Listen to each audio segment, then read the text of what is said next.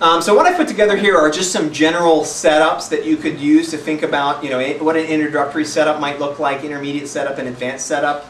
This is heavily influenced by what I did. So, you know, there you go. Different setups are going to look different for different people. A lot of people start out making some really great images, acquiring images with a software that was provided by the manufacturer. CCD Soft, SBIG cameras come with it. Use it. I used it for years. Canon remote capture, you can do some cool things with that. I think you're limited to 30-second exposures, but you can do a lot with a 30-second exposure in a DSLR camera. With images plus, you can control the DSLR. Yep. And get it however long you want. Absolutely, yeah, and you can with DSLR focus, well, you do that as well. Yep. And you can do it manually if you get a Max DSLR. a little remote shutter thing. You can manually make them as long as you want them to be.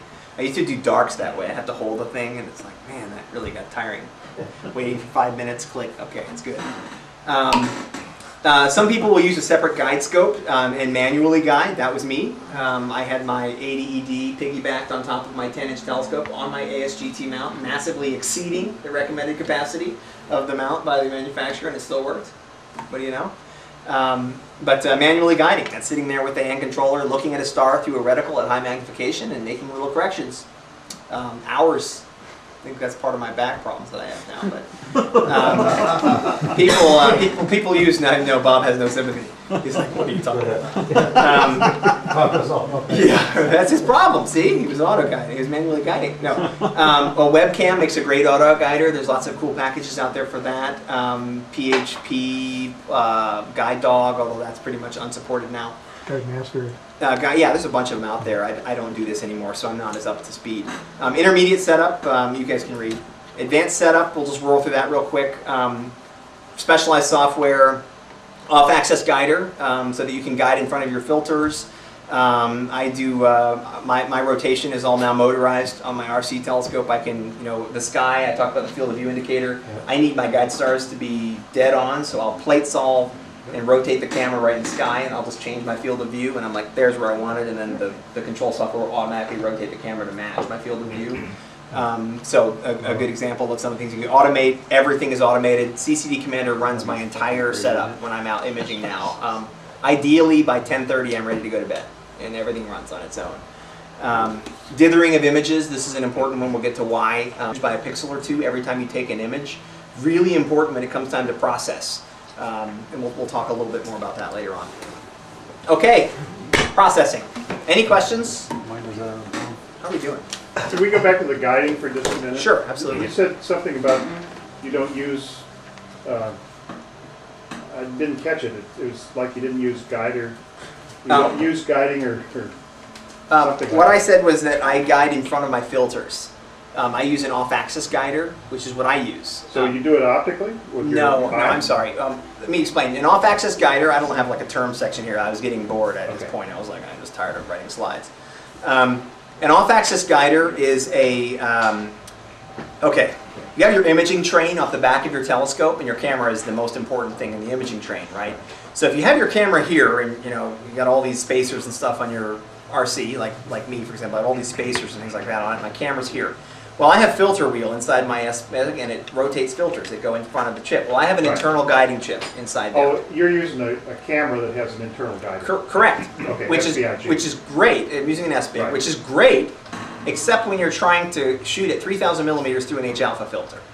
Then it sucks because you have to have like the brightest guide star in the world. It filters both the guide star as well as the Correct. image. That's right. Everything is filtered when you drop a filter in front of it. Everything gets filtered right away. So it dramatically decreases the number of guide stars that you have that you can actually focus, that you can actually guide on.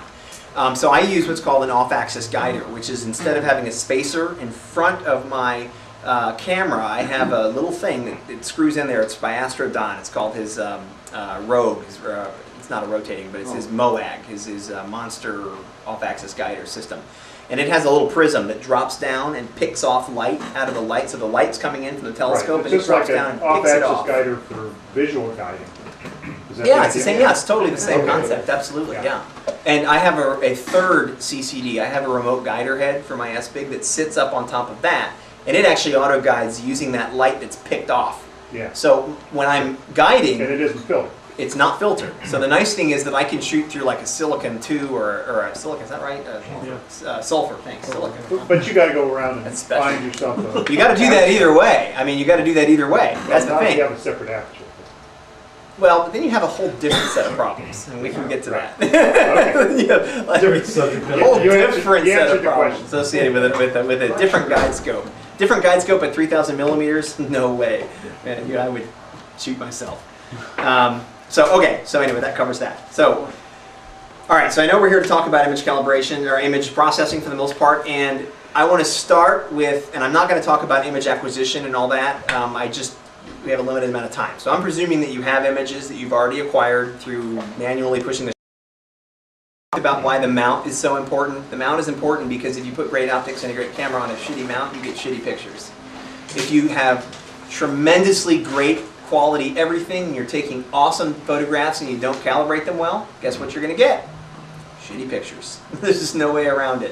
You have to calibrate everything perfectly well. And what we mean by calibration are three things: dark subtraction, flat framing, and bias subtraction. These are probably the three most important things, and I have them in decreasing order of criticality here. Dark subtraction is required for almost every single image that you would take. Interestingly enough, when I was shooting with my DSLR, I did not do dark subtraction. Reason being is that there's no temperature control, and unless the temperature is pretty close, and the camera with your dark versus your light frame, it's not going to work. So I had a really difficult time capturing dark frames that I could actually use on my light frame. So I didn't use it, and the images suffered because of it. A dark frame is simply something that's taken in an image that's taken in total darkness, and it's taken to map out the pixels, the hot pixels, dark pixels, all the flaws that are associated with your CCD chip. We talked a lot about the flaws associated with mounts, the flaws associated with different telescope types. I beat the crap out of Meade. Well, now it's time to beat the crap out of your the chips. Chips are manufactured in an imperfect way. Sometimes there are column errors, there are pixels that are bad. It's just the nature of the electronics that it will generate interference sometimes. Some of the pixels tend to get excited a lot easier. And those are called hot pixels in your image. And they're quite a problem when you get into deep exposures. So you need to take exposures at the same length and at the same temperature to the extent that you can of your light frame. So if you have, for example, a big folder full of 10-minute images that you took with your S-Big camera, your Starlight camera, your whatever it is, you should also have a folder of 10-minute dark frames that were taken at the same exact temperature to the extent that you can. I always recommend that people take at least 8 to 10 dark frames. A lot of people think I just need one dark frame. Take 8 or 10. Because certain things like cosmic ray hits, sometimes the noise isn't quite consistent. And if you take 8 or 10 and you combine them, just like you do your light frames, it's going to get rid of all that stray noise. The random noise is going to tend to get washed out. So cosmic ray hits are going to get cut out of the picture as well. Some of the things that are just kind of one-time events in the camera. You want to map out the pixels that you know are going to be messed up every single time you take an image at that length. That's what you want to do. Build a library. Darks are good for up to a year or even longer. So don't waste dark nights making dark frames. I set up my S-Big camera in my garage in the wintertime. It doesn't work in the summer because it can't get cold enough. I had to throw it in the freezer once. That was not the best thing to do. Yeah, it's like got all wet. I took it out. It was great when I was taking them, and I took it out, and my camera's like dripping. I'm like, I better power this down now before it blows itself up. One Yeah. thing about the dark frame length, if you use dark frame scaling, you can build a library, like a 20, 30-minute darks, and use them down to almost 5 minutes. I don't recommend you do that. You can do it in a pinch, but I do not recommend doing that. You can do it. You're absolutely right. I've been doing it, working apparently trying the Bible on astrophotography imaging. They claim it gives you better quality. I'm serious. I'll try it again. I'd say 5 times. You know, here's the thing with this stuff. Just when you think you know the best way to do something, either somebody comes along and says, hey, did you think about that? Oh, shoot, I didn't think about that. That's amazing. So there really is no... Is he landing on the roof? There really is no single way to do things. There's here's an example.